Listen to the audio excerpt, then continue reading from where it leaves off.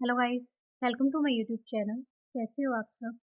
आज मैं इस चैप्टर का जो मेन जो टेबल है वो दिखा रही हूँ। ये अगर आप ये टेबल कर लोगे चैप्टर आपका नेशनल इनकम वाला बहुत आराम से हो जाएगा, कभी भी कोई दिक्कत नहीं आएगी अगर आपकी बस ये टेबल हो जाती है तो। इसमें सारी चीज़ बहुत डीपली दे रखी है कि कौन सी चीज़ क्या होती है। तो फर्स्ट हम देखते हैं कि GDP at MP, gross domestic product at market price, क्या होता है। Market value for final goods and services produced within the domestic territory of a country in an accounting year।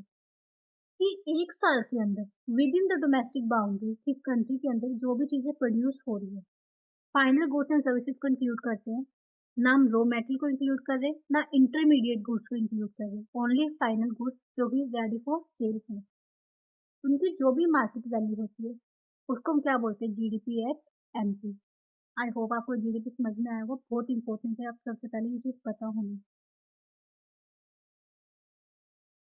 Second है gross national product at MP. यहाँ था domestic, यहाँ क्या आ रहा है नेशनल। ठीक।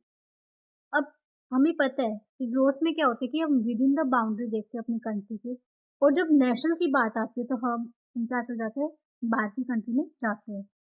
तो नेशनल में क्या करते हैं, net factor income from abroad. GDP MP में है, जब हम net factor income from abroad plus कर देते हैं तो क्या जाती है हमारी gross national income. Gross national income at MP है तो GDP at MP plus net factor income from abroad. जब डोमेस्टिक में हम net factor income from abroad कर देंगे तो क्या बन जाता है, नेशनल बन जाता है।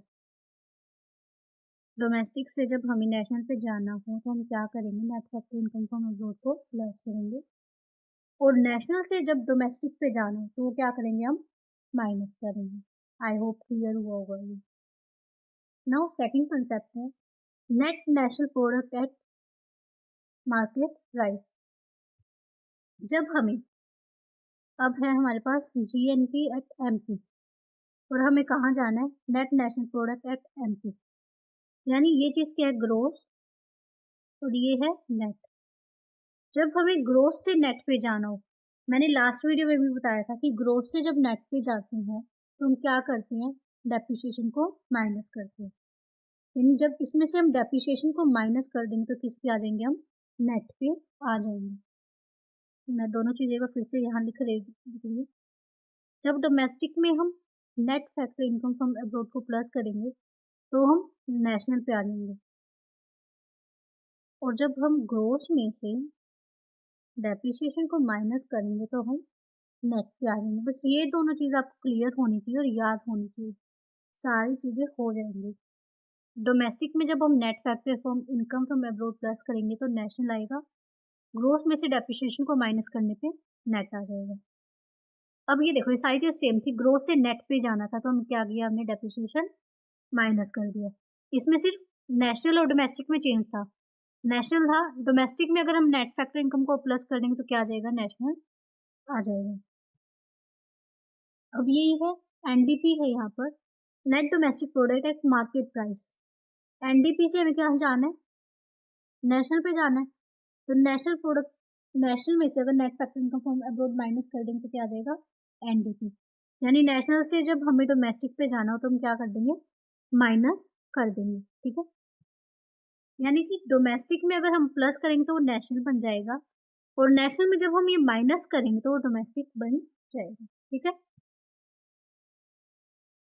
अब एनडीपीएफ क्या होती है, net domestic product factor cost. ये सब हम देख रहे थे मार्केट प्राइस में, अब आता है फैक्टर कॉस्ट पे। तो फैक्टर कॉस्ट पे कैसे निकालते हैं, जब मार्केट प्राइस में से हम टैक्सेस और सब्सिडीज को माइनस प्लस करते हैं। टैक्सेस को क्या करेंगे, माइनस करते हैं, और सब्सिडीज को प्लस करेंगे तो एफसी आ जाएगा।